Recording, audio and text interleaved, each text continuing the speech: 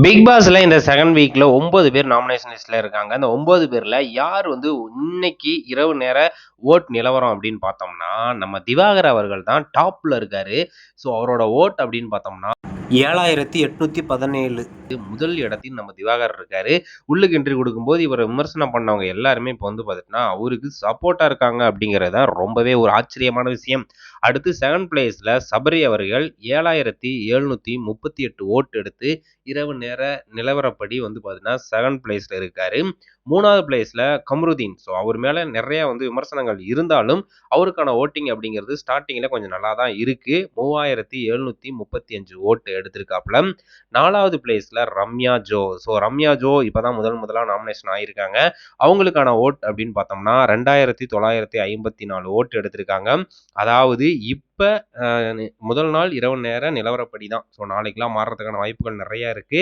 அதுக்கப்புறம் 5வது பிளேஸ்ல பார்வதி. எல்லாருமே என்ன நினைச்சுக்கிட்டு இருக்காங்கன்னா, பார்வதியை வெளியே அனுப்பணும் அப்படின்னு நினைச்சுக்கிட்டு இருக்காங்க. பட் அதுக்கான வாய்ப்புகள் ரொம்ப ரொம்ப கம்மி.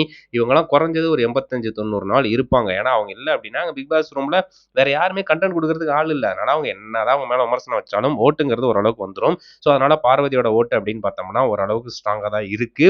அதுக்கப்புறம் 6வது பிளேஸ்ல அரோரா. அரோரா பார்த்தீங்கன்னா 2349 ஓட்டு எடுத்திருக்காங்க. ஒரு மாதிரி மேக்கப் போட்டு ஒரு மாதிரி இருக்காங்க. ஆனால் கேம் நல்லா ஸ்டார்ட் பண்ணல அப்படின்னு தான் சொல்லணும். ஸோ நல்லா விளையாண்டாங்க அப்படின்னா உள்ளுக்கு இருப்பாங்க போல தெரியுது. ஏன்னா ஓட்டு அடிப்படையில் பார்த்தோம் அப்படின்னா 6 இடத்துல தான் இருக்காங்க. அடுத்தது எப்ஜே பார்த்துட்டிங்கன்னா 7வது இடத்துல இருக்காரு.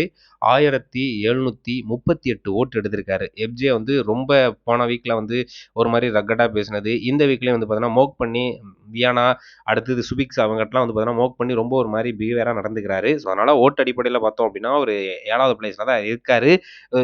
இதே கண்டினியூ பண்ணார் அப்படின்னா ரொம்ப கஷ்டம் அப்படின்னு தான் சொல்லணும் எப்ஜேக்கு. கெமி அவர்கள் 8வது பிளேஸ்ல இருக்காங்க. அவங்களோட ஓட் அப்படின்னு பார்த்தோம்னா 1717 ஓட்டு. ஸோ முதல் நாள் இரவு நேர ஓட் நிலவரம் அப்படின்னு பார்த்தோம்னா ஸோ கெமி 8வது பிளேஸ்ல இருக்காங்க. ஸோ இதை தாண்டி பார்த்துட்டிங்கன்னா அப்சரா அவர்கள் பார்த்துட்டிங்கன்னா கடைசி பிளேஸ்ல இருக்காங்க. போன வீக்ல பார்த்துட்டிங்கன்னா நாமினேஷன் லிஸ்ட்ல இருந்தாங்க. போன வீக்ல பெருசா அவங்களோட எந்த ஒரு இதுவுமே வெளியில தெரியல. என்ன பண்ணிட்டு இருக்காங்கன்னே ஒண்ணுமே தெரியாத மாதிரி தான் இருந்துச்சு. ஸோ அதையே பார்த்தீங்கன்னா ஹவுஸ்மேட்ல எல்லாருமே சொல்லியிருந்தாங்க குறையா. போன வீக்லேயே பார்த்தீங்கன்னா அப்சரா தான் எலிமினேட் ஆவாங்க அப்படின்னு நிறைய பேர் அப்சராவை சொல்லியிருந்தாங்க.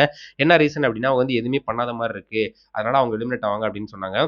ஸோ அதுக்கப்புறம் பார்த்தீங்கன்னா அதை திருத்திக்கிட்டாங்க அப்படின்னா நெக்ஸ்ட் வீக் பார்த்தீங்கன்னா நல்லா கேம் ப்ளே பண்ணலாம் அப்படின்னு சொல்லியிருப்பாங்க. ஸோ அதனால அப்சரா அவர்கள் கொஞ்சம் நல்லா கேம் ப்ளே பண்ணா ஓரளவுக்கு ஓட்டுகள் மாறும். இதே சைலண்ட் மோட்ல இருந்தீங்க அப்படின்னா ரொம்ப கஷ்டம் அப்படிங்கிறது தான் உண்மை. ஸோ அப்சராவோட ஓட்டு அப்படின்னு பார்த்தோம்னா 1712 ஓட்டு.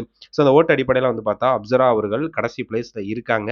இருந்தாலும் அவங்க நல்லா கேம் ப்ளே பண்ணாங்க அப்படின்னா 4-5 நாள் இருக்கு. ஓட்டோட நிலவரம் மாறும். ஸோ அதுக்கப்புறம் அவங்க பிக் பாஸ் ஹவுஸ்ல நெக்ஸ்ட் வீக் தொடர்றதுக்கான வாய்ப்புகளும் இருக்கும். வெயிட் பண்ணி பார்ப்போம் என்ன நடக்குது அப்படின்னு சொல்லிட்டு இந்த வீக்.